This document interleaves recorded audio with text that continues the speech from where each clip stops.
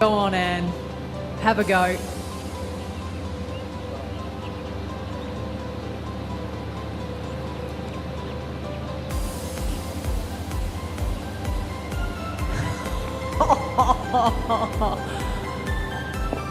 That one might even improve her driving average of 300.